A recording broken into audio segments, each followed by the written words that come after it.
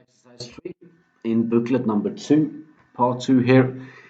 We have a function here and it's a k here, so you have to use cos, define it like this, minus x to the power of 3 plus x squared plus k times x plus 2.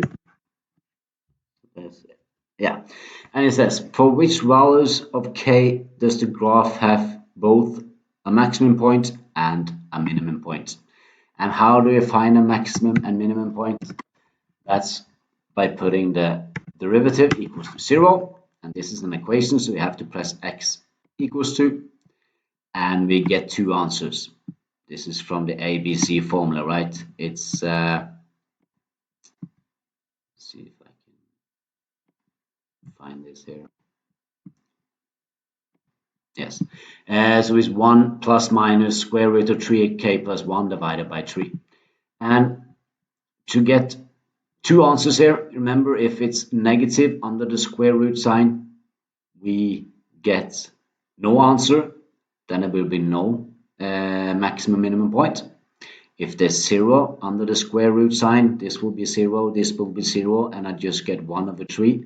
I will just get one extremal point or one stationary point.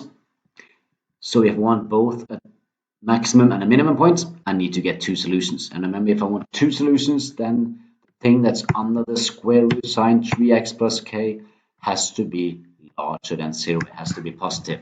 So I'm going to find out what must k be if this is larger than 0. And this I can actually solve in cos. Just write 3k plus 1 has to be larger than 0. That's an inequality. So I have to press this button here.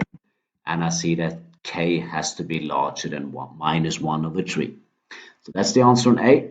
K has to be larger than minus 1 over 3. And then it says, determine k such that the graph of f has a maximum point in 2f of 2. If we have a maximum point when x is 2, we know that the gradient, the slope of the tangent line, the derivative on x is 2, has to be 0. If the derivative is 0, we have a maximum point.